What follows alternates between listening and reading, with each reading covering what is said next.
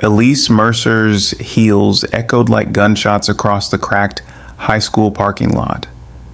The night air was sharp and cool, thick with the smell of diesel, dewy grass, and the cheap perfume of teenagers who still believed the world revolved around prom. It had been a beautiful night until it wasn't. A car door slammed somewhere behind her. Laughter spilled from the gymnasium, warped by distance, and the heavy bass thudding through the walls. Inside, the lights were still strobing. Couples danced. Balloons hung limp on curling ribbon. Teachers pretended not to notice the spiked punch or wandering hands. Out here, it was silence and shadow. Elise gripped the hem of her silver gown and stepped over a puddle. The fabric, once pristine, was now streaked with dirt and mascara. Her curls had collapsed. Her eyes were red. She tried to dial again, but her phone screen was cracked, blinking, dying. 1% battery, 1 bar of signal, no answer. She told everyone she was fine. "I'm just going to walk. I need air," she had said, choking back whatever the hell she was supposed to be feeling.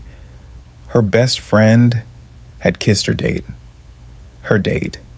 Seth Barnes had shrugged like it didn't matter, like Elise was the one being dramatic. Then he danced with Lila like nothing had happened, like the last 3 months were just a warm-up for the real show. Don't be a buzzkill, Elle. Someone said, probably Lila, probably drunk. So Elise smiled, too wide, said have fun, and turned toward the exit with her pride burning holes in her throat. The back lot was empty. Faculty had told students not to park there, but some still did. Behind the gym, the old theater wing loomed in silence. It was built in the 60s and condemned in the early 2000s after a stage light crashed down during a middle school production of Annie. Since then, it had been used as storage junked props, broken risers, busted stage flats. Most students never went near it. The door was always cracked open, though no one ever saw who kept opening it. Elise stopped at the edge of the gravel lot, just far enough to be swallowed by the dark. She slipped off her heels. The gravel was cold and bit into her feet, but she liked the pain. It cut through the fog. She looked back once. The gym looked like a distant spaceship pulsing light into the sky. Someone screamed playfully. Probably. A group stumbled out, laughing, and Elise ducked behind a row of overgrown shrubs. She didn't want to be seen. Not like this. Not with her heart bleeding and her dress sagging like a deflated balloon.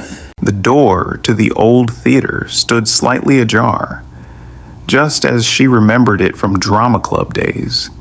A place for bored kids and whispered gossip. She hadn't set foot inside since sophomore year. She didn't even know why she reached for the handle now. Maybe just to hide. Maybe to scream into a place that didn't echo. The metal door creaked as it opened, just wide enough for her to slip in. Inside, the air was stale and thick. Dust floated in shafts of moonlight cutting through broken blinds. A few rusted light stands still stood like forgotten sentinels. Costumes hung in tatters from a rack along the wall, some marked with ancient tape labels: King Lear, West Side Story, The Crucible. Elise sat on a trunk and stared at the floor. Her throat felt raw. She could still taste the cheap lipstick she'd reapplied in the bathroom 30 minutes ago, trying to pretend her night wasn't crumbling. She thought about walking home. It wasn't far, just under 3 miles, through suburban nothingness. But her feet were already blistered, and she wasn't sure she could make it that far without breaking down completely. Her phone buzzed in her purse. One last gasp. "Mom, curfew is midnight. Need a ride?" Elise hesitated. Her thumb hovered over the screen, but then her phone blinked out. Dead.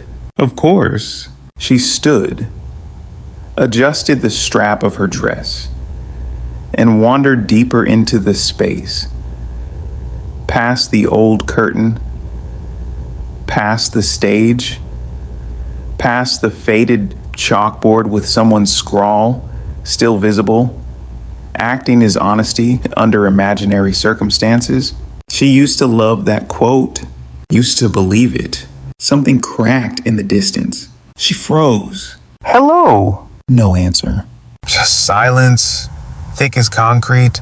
She moved toward the prop closet in the back. It was half hidden behind a leaning set wall from a midsummer night's dream. A door marked "Storage, do not enter," hung slightly open. Her curiosity edged past her fear. She nudged it wider. Inside, darkness. Smell of mildew. Piles of forgotten junk. Halloween wigs, plastic swords, a broken crown, a stack of shoeboxes. She reached for the light switch. Nothing. Her hand brushed something cold and metallic. A costume rack shifted. Something fell behind her. A thud. Not loud, but deliberate. Elise turned fast, her heart pounding. Is someone there? Still nothing. Her breath hitched. The air felt wrong. She backed out of the closet and stepped back onto the stage. But something, or someone, was behind her now. She knew it. The hairs on her neck rose. The quiet wasn't empty. It was watching. She didn't scream. She didn't run. She did the thing every girl is taught never to do. She turned around. By morning, Elise Mercer was gone. Her phone was never found. Her purse wasn't on her. No one could agree if they'd seen her leave the gym. Some said she must have walked home. Others insisted she left with someone. But no one knew for sure. Police searched the theater 2 days later. The janitor had locked it after the dance and didn't report seeing anything unusual. The prop closet was never opened. Not then. Not until 20 years later, when a janitor with a flashlight found 2 red heels sitting neatly inside a box, right where Elise had left them. Detective Mar King had stared down murderers, gangbangers, and sociopaths, but nothing ever quite compared to the quiet chill of a cold case thawing back to life. The red heels sat in an evidence bag on her desk, lit by the low glow of the desk lamp in her cramped office. They looked unremarkable, worn, scuffed, maybe a little too fancy for a high school prom. But to Mara, they screamed.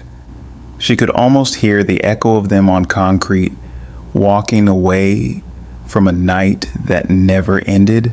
She leaned back in her chair, rereading the old file for the 3rd time that morning. Elise Mercer, age 17, vanished after Spring Hill High's prom on May 17, 2005, last seen exiting the gym alone. No confirmed sightings after that. No body, no phone, no purse. Parents shattered, friends stunned. Case iced after 3 months of dead leads. Now, 2 decades later, her shoes had resurfaced in a theater prop closet. A closet Mara remembered from the original floor plan. It had been marked off as inaccessible during a remodeling phase the year after Elise disappeared, reclassified as sealed storage during a supposed pest control operation. But no documentation had ever clarified what was done inside. Mara pulled the remodeling report. Calvin Rhodes, theater director, handled the renovation request himself, claimed there was a rodent infestation, suggested sealing off the closet as the most cost-effective solution. And no one questioned him. She grabbed her coat and keys and drove out to Spring Hill High. It was early. Campus was quiet, save for the janitor who'd found the heels, nervously puffing on a vape by the loading dock. I didn't touch anything, he stammered when she approached. I swear, I just moved some of the boxes and they were just there. Sitting there, neatly, like someone left them on purpose. You're sure they weren't dusty, moldy? She asked. Nope. I mean, yeah. Everything else in there is gross. But those shoes, clean.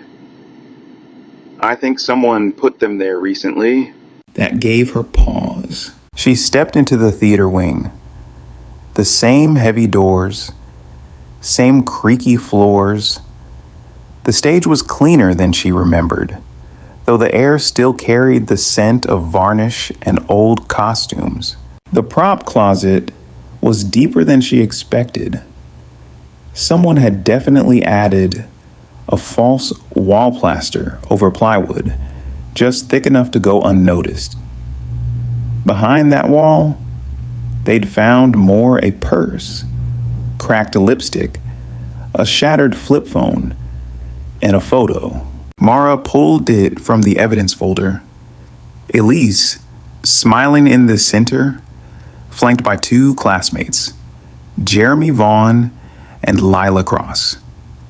Jeremy had his arm around Elise's shoulder. Lila, ever the queen bee, leaned close on the other side, her hand brushing Elise's. A perfect triangle of teenage drama. Mara remembered the rumors. Elise and Jeremy had clashed over a play. Elise and Lila had fallen out weeks before prom. Elise and the theater director, Calvin Rhodes, had argued publicly after Elise walked out of rehearsals, refusing to play the lead in The Seagull. High school drama. Her old sergeant had said back in 2005, kids fight. One walks off. The world keeps spinning. Except this one didn't. She tracked down the current principal and asked about archived AV equipment. Oh, we digitized everything 5 years ago, the principal said.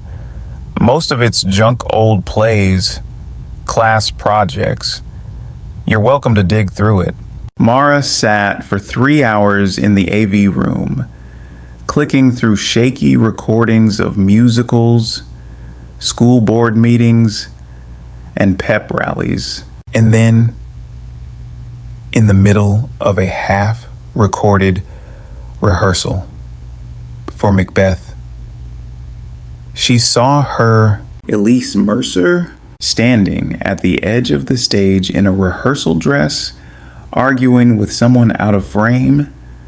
The timestamp read May 15th, 2005, 2 days before she vanished. The footage was grainy, soundless, and shot from too far away to read lips. But Elise looked furious, gesturing, shouting. The person with her stepped into the frame for half a second. It wasn't Calvin Rhodes. It was Jeremy Vaughn. Mara froze the frame. There he was, young, tall, confident. Jeremy had been a star student, valedictorian, theater lead, full ride to NYU. But after graduation, he dropped off the map, never showed up for college. His parents claimed he took a gap year to travel, then moved out west. But his name never came up again.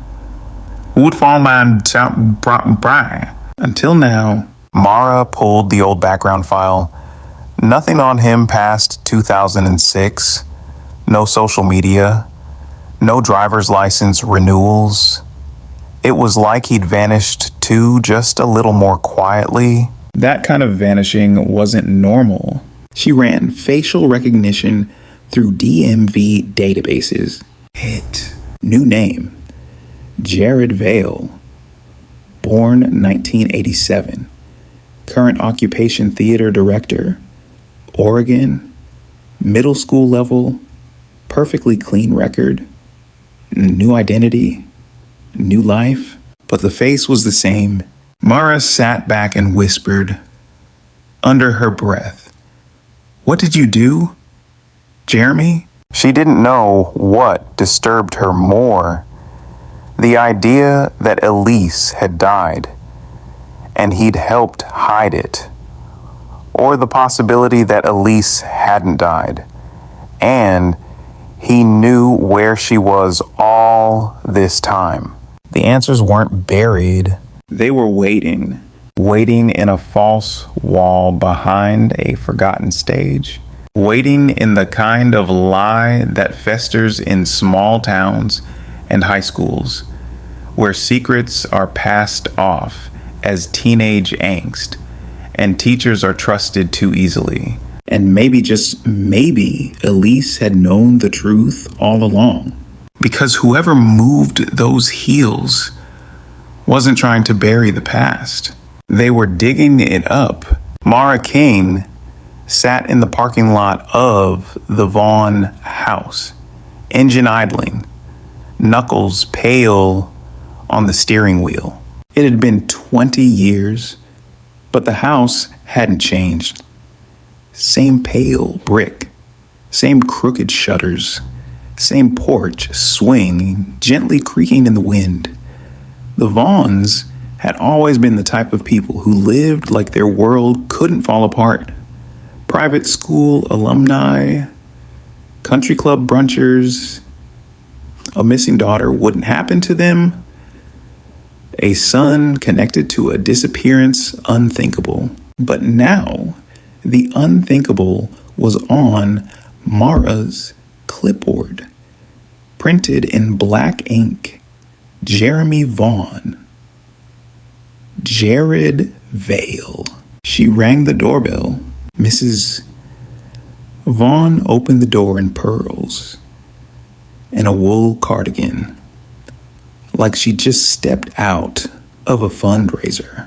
"Oh, Detective King, is it?" she asked, smoothing her collar. "We spoke years ago.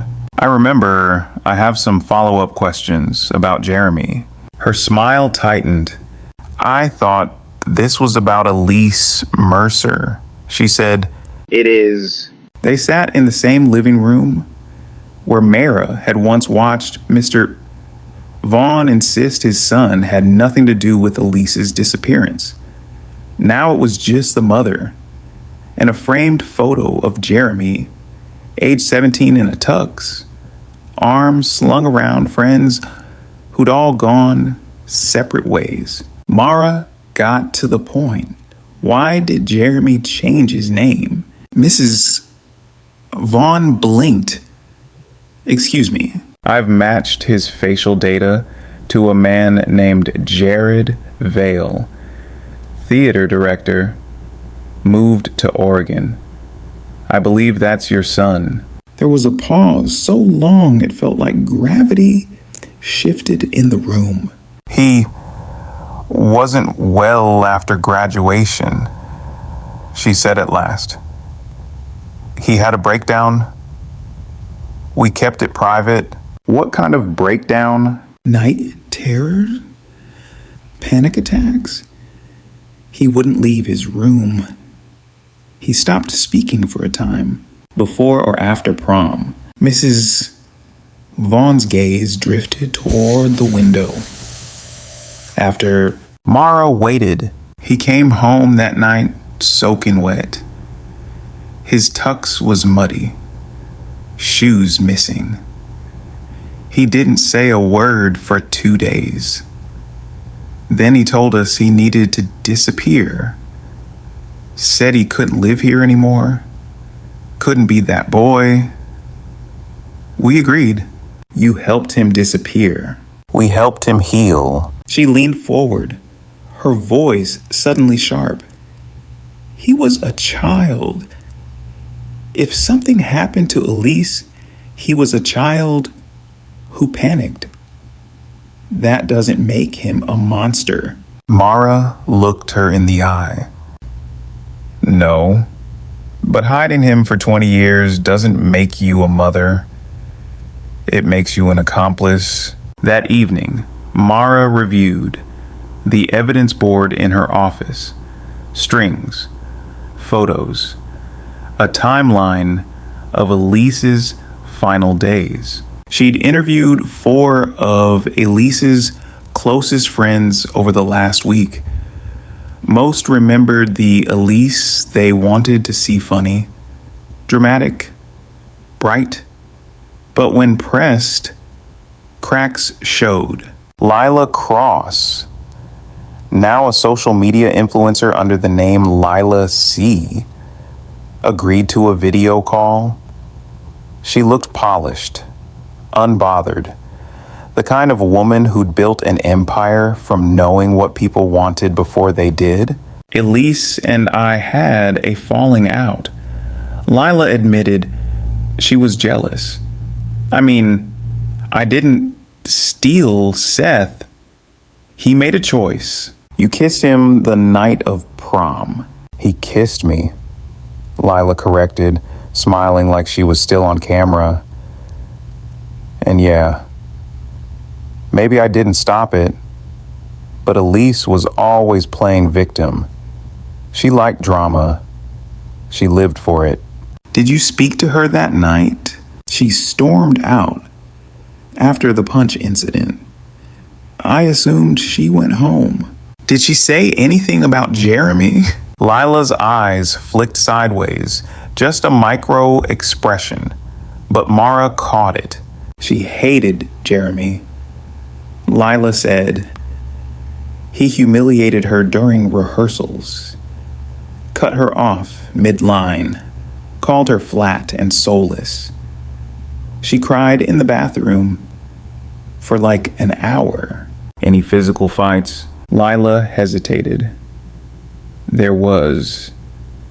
A day after school. They got into it behind the stage, yelling. She threw her script at him. He shoved her hard, said she was ruining his final performance. Anyone else see this? I think Calvin did. He was in the booth. Did he intervene? Lila's voice dropped. No. He watched. Mara closed her notebook slowly. The pattern wasn't just about a missing girl or a panicked boy. It was about neglect. A system that saw Elise as a moody teen instead of a silenced one. A teacher who let lines blur. A boy protected by privilege. A friend more interested in appearances than people. She called the department in Oregon. Bring Jared Vale in, she said. Hold him for questioning. No charges yet. I want him rattled. She hung up and looked at the evidence board again. Elise's red heels, the purse with her phone, the photo, the sealed closet, Jeremy disappearing, the missing surveillance footage, and still one question she couldn't let go. If Elise died that night, who moved the heels?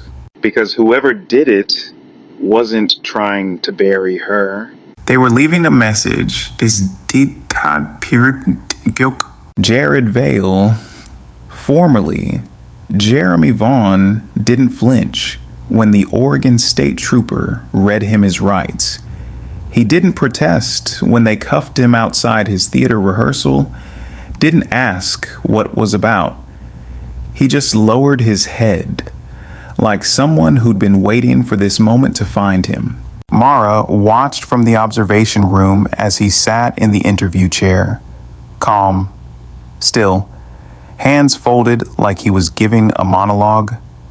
A small scar cut through his right eyebrow, the only sign, perhaps, that time had left a mark.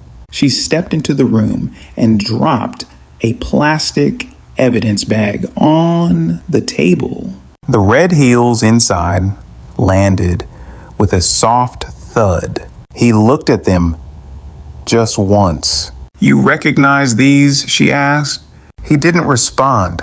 They belonged to Elise Mercer. You remember her, don't you? Still nothing. Mara sat down, leaned forward. You had a fight with her 2 days before prom. Witnesses saw it. You pushed her during rehearsal. She went missing the night of prom. Your mother says you came home wet, muddy, traumatized. You disappeared right after, changed your name, started over. She let it sit. Anything you want to say? Jared cleared his throat.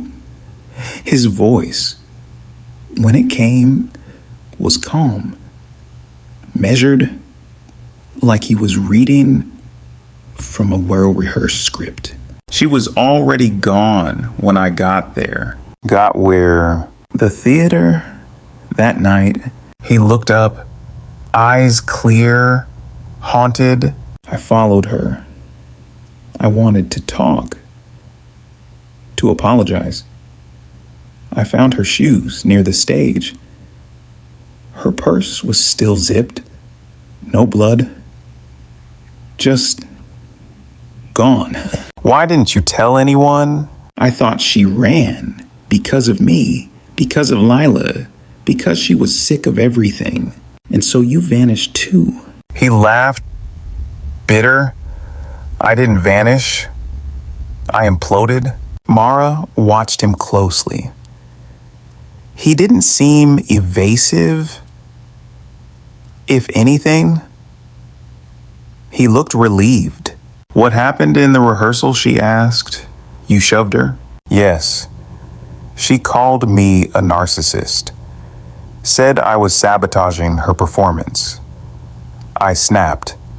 I shoved her. She left. Calvin saw it. Did Calvin confront you? No. He laughed. That stopped her cold, laughed. He said, "This is how stars are born. Out of fire." He said conflict breeds brilliance. That the play would be unforgettable. Mira leaned back. What was Calvin to her? Jeremy or Jared closed his eyes. She said he made her uncomfortable, kept offering private rehearsals, sent her notes at night. One time, he showed up at her job at the library and just sat there for 3 hours, watching. Why didn't she report him? She tried. The school brushed it off. They said she was too emotional, too dramatic. Classic. Mara felt her stomach twist. Elise hadn't just been let down by her friends. She'd been abandoned by every adult around her. Except maybe Jeremy. Maybe. You said she was gone when you got there, Mara said. So who moved her stuff into that closet? I didn't, he said. I swear, I didn't even know it was sealed. She stared at him for a long moment. Then who are you afraid of? He didn't answer, but the flicker in his eyes told her what she needed to know. He was afraid. Back at the precinct, Mara pieced together the remaining gaps. If Jared hadn't placed the shoes, if someone else had moved them. After all this time, then there were only two options: someone trying to frame him, or someone sending a message. She revisited the list of faculty still living in the area: a janitor from 2005, 2 assistant teachers, and one name that kept cropping up in background interviews but had never been fully explored: Rhonda Marks, then assistant to Calvin Rhodes, now retired, and living in a cabin just outside town. Rhonda had been a shadow in most recollections. Quiet, stern, the one who did the tech work while Rhodes soaked up the spotlight. Mara paid her a visit. Rhonda was cautious at the door, then oddly calm once she heard the name Elise Mercer. You're here about the shoes, she said. Mara blinked. You knew they were found. Rhonda opened the door wider. I'm the one who put them there. They sat at a cluttered kitchen table with tea gone cold between them. I kept it quiet for years, Rhonda said. But when I saw they were renovating the theater again, I panicked. I went back. It put the heels in plain sight. I wanted someone to find them. Why now? Because people like Calvin Rhodes don't haunt buildings. They haunt people. She slid an envelope across the table. Inside were copies of handwritten notes. Dozens of them. Most were on yellowed stationery, signed C, R. You have the kind of face that belongs on a marquee. We're both artists. We understand each other on a different level. No one will believe you, but I will. Mara felt ice crawl up her neck. Did Elise show you these? She asked. Rhonda nodded. She gave them to me 2 days before prom, asked me to hold on to them, said, if anything happens to me, make sure someone sees these. Mara's voice was a whisper now. Did you? No. I was scared. I needed the job. Calvin had power. And when she disappeared, I told myself it was too late. Mara stood. It's not too late anymore. The next morning, headlines exploded. New evidence in Elise Mercer case. Jared Vale was released, though still under investigation. But Mara didn't care about media spin. She cared about the final clue, the gas station tape. After combing through footage from that night, recovered from an off-site backup, Mara saw it 2:14 a.m. A girl in a silver dress, barefoot, walking west. Elise Mercer, alive. Hours after her last sighting, Mara zoomed in. There, a taxi pulling up beside her. She got in. Destination unknown. But it changed everything. The night Elise vanished wasn't the end. It was the beginning of a second life. She watched the news clip 3 times before turning the volume down. The 2005 disappearance of Spring Hill student Elise Mercer has taken a dramatic turn. There she was, in grainy footage, frozen in time, walking barefoot across a gas station parking lot at 214A, ma'am. Her silver dress hung crooked on her shoulders. Her face was half-shadowed, unreadable. No shoes, no purse, no goodbye. Just gone.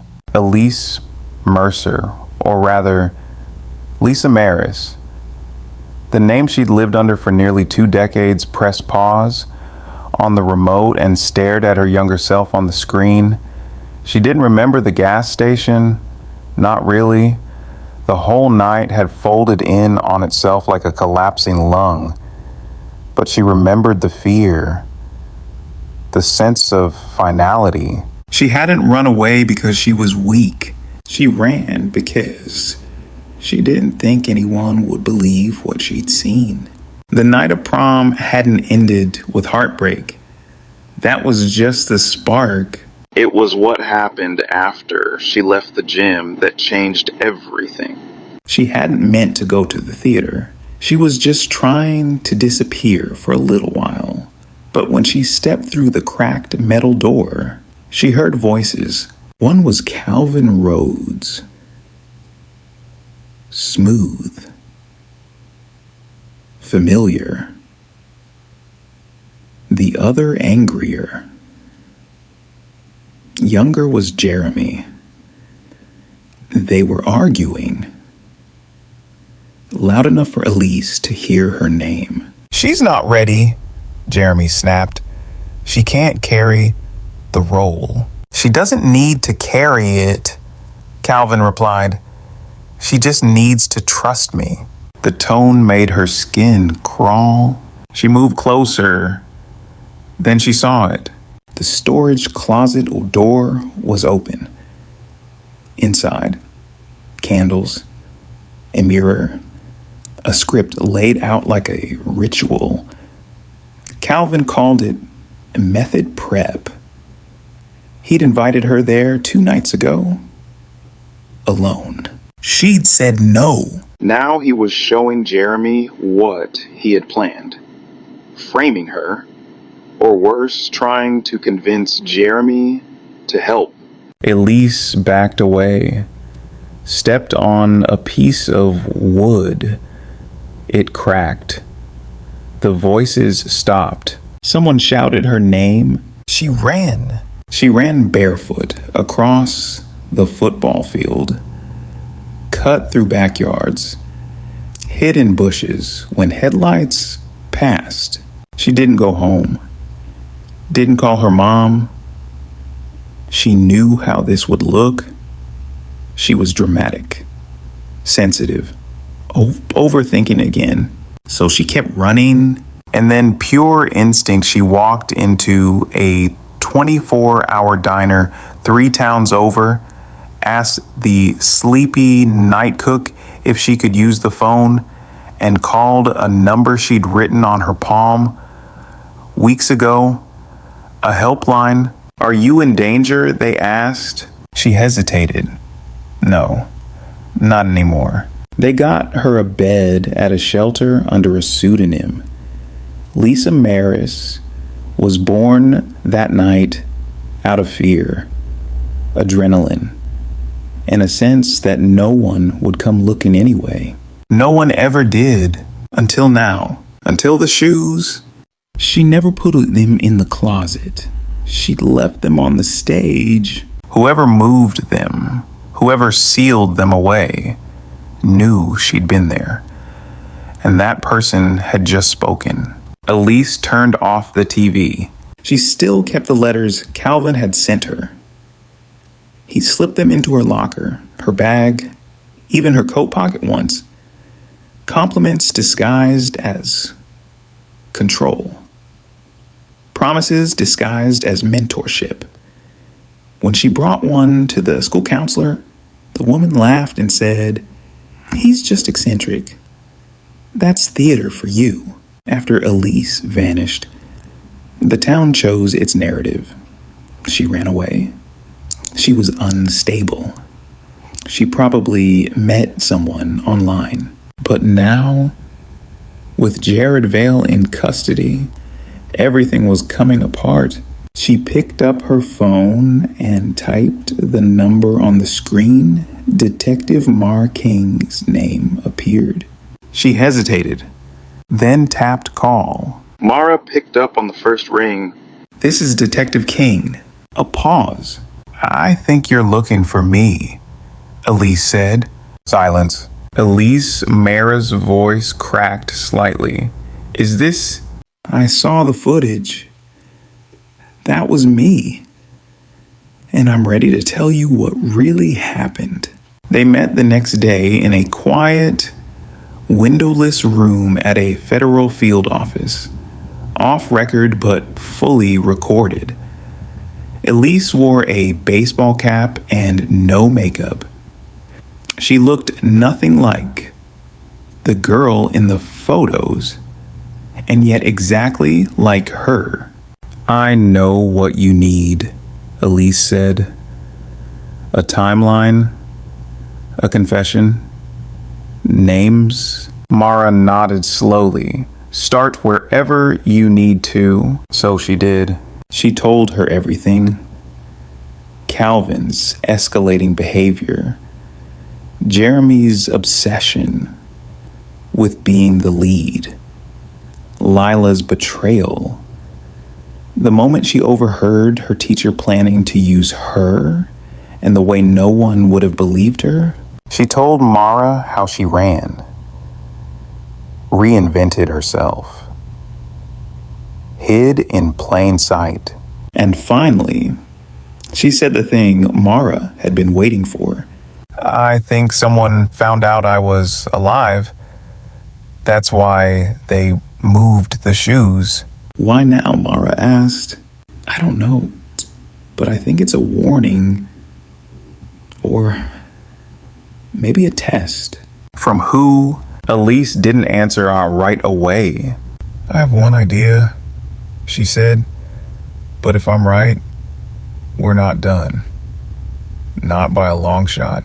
By nightfall, Mara was back at the theater. The renovations had stopped. The prop closet was sealed again, this time with police tape.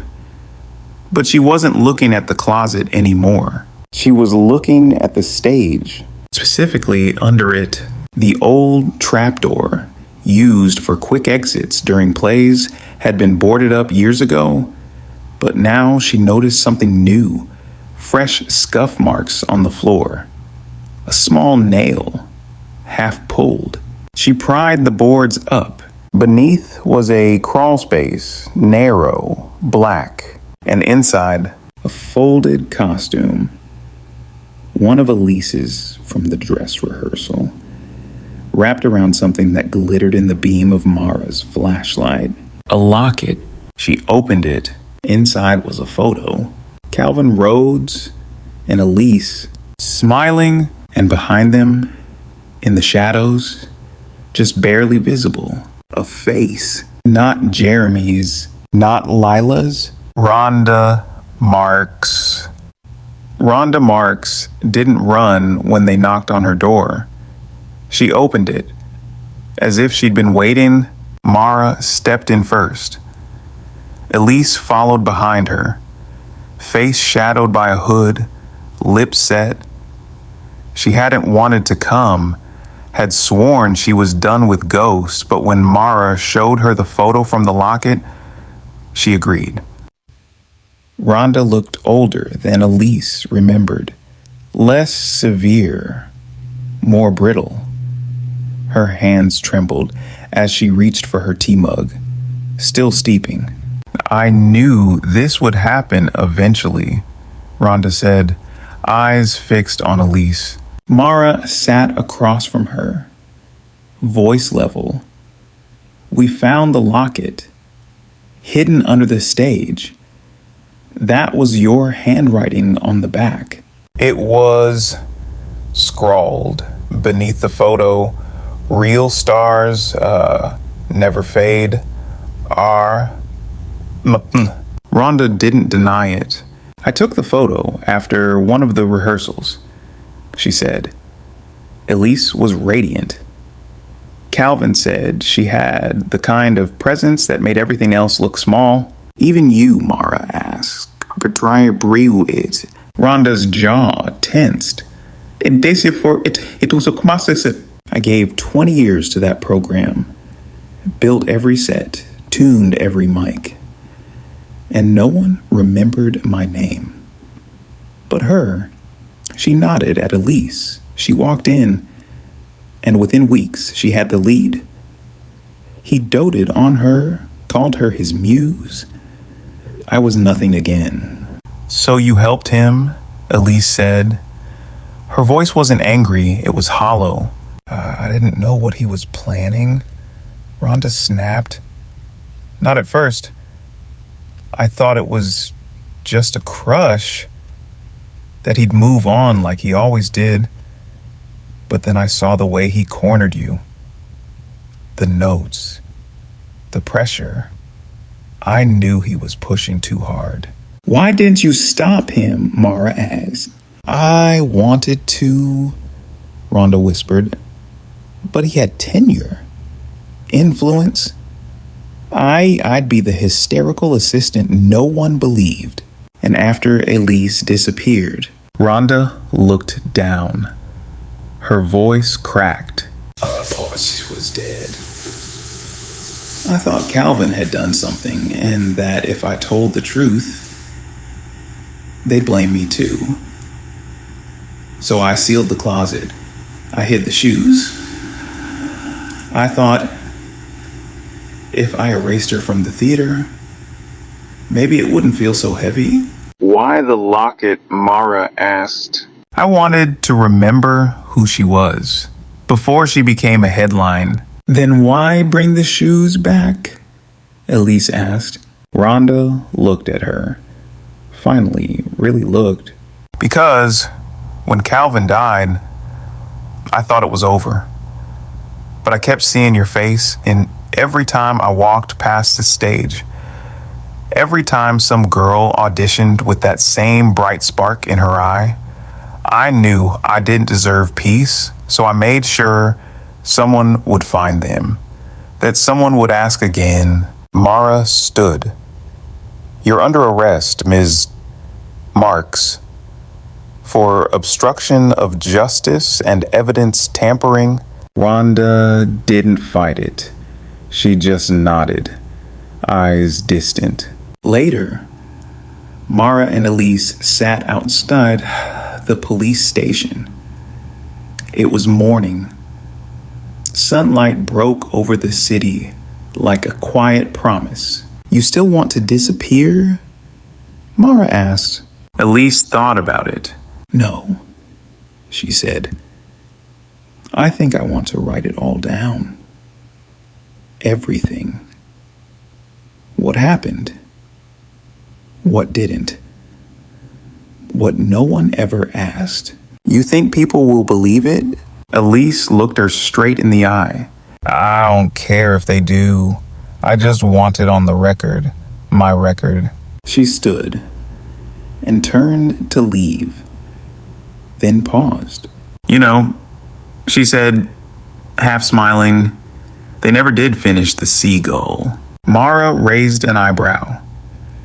You thinking of auditioning again? No, Elise said, I'm thinking of directing it.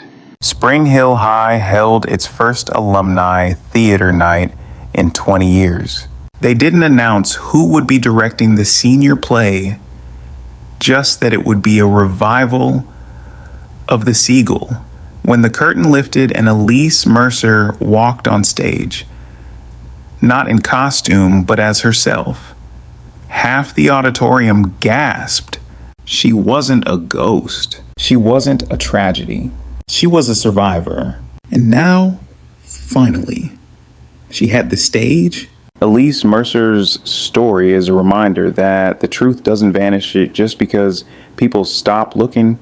It waits quietly until someone is brave enough to uncover it. It shows how silence, complicity, and fear can bury justice for years, but also how courage, sometimes decades in the making, can rewrite the narrative. The people who fail us may be louder in the moment, but those who choose to speak up, investigate, and return from the shadows define how stories end. More than anything, this case teaches us to believe those who say they're afraid, to question the systems that protect the powerful, and to understand that survival is not weakness, it's a beginning. Thank you for watching and joining us on this journey through the haunting mystery of Elise Mercer.